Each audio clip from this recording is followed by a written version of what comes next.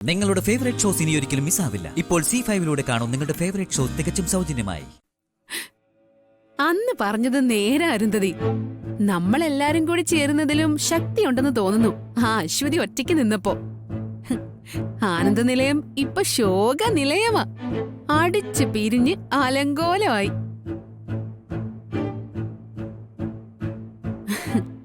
അഖിയും ശ്യാമയും കമ്പനിയിലെ സ്ഥാനങ്ങൾ ഉപേക്ഷിച്ചെന്ന് രാജിക്കത്ത് എഴുതി കൊടുത്തപ്പോ എനിക്കുണ്ടായൊരു ത്രില്ലേ.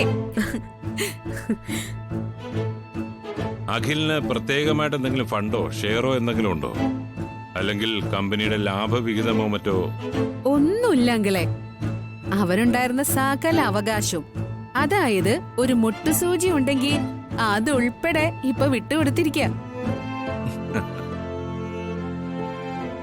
അവൻ വലിയ ഔദാര്യക്കാരനും ഹരിശ്ചന്ദ്രനും ഒക്കെ ആയതുകൊണ്ട് അവനായിട്ട് അക്കൗണ്ടും തുടങ്ങിയിട്ടില്ല. അവളുടെ കാര്യം അങ്ങനെ തന്നെയാ. ചുരുക്കത്തിൽ മുകളിൽ ആകാശവും താഴെ ഭൂമിയും അല്ലേ? മുകളില് ആകാശമുണ്ട്, പക്ഷേ താഴെ ഭൂമിയില്ല.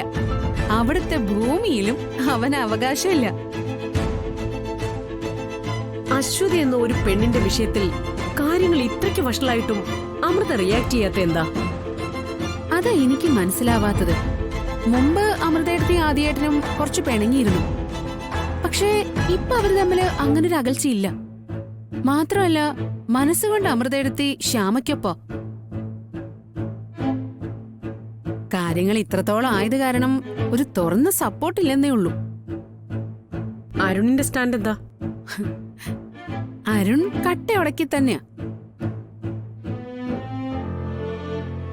ആദ്യേട്ടൻ ഒരു പെണ്ണുമായിട്ട് അടുപ്പാണെന്ന് അറിഞ്ഞത് പിന്നെ അരുൺ വയലന്റ് ആയിരുന്നു.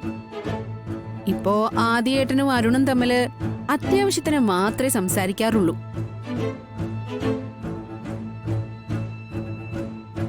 പറഞ്ഞില്ലേ, കുറെ മനുഷ്യര് താമസിക്കുന്ന ഒരു കെട്ടിടം. അതാണ് ഇപ്പൊ ആനന്ദ നിലയം, അല്ലാതെ ഒരു വീടല്ല അത്. നമ്മൾ ആഗ്രഹിച്ചതുപോലെ തന്നെ അവസാനം കാര്യങ്ങൾ എത്തിയിരിക്കുന്നു. അല്ലല്ല, അത്രയും അല്ല നമ്മൾ ആഗ്രഹിച്ചത്.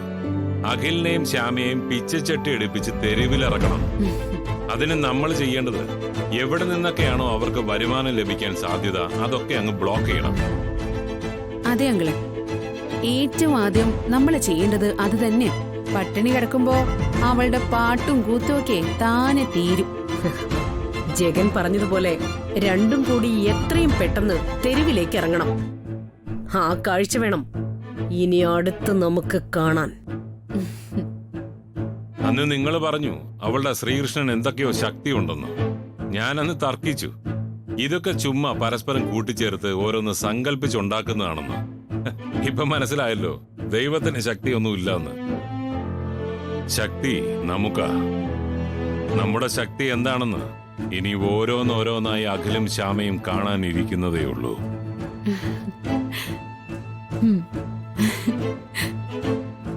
ഡൗൺലോഡ് ചെയ്യൂ C5 ആപ്പ്. കാണൂ എല്ലാ എപ്പിസോഡുകളും സൗജന്യമായി.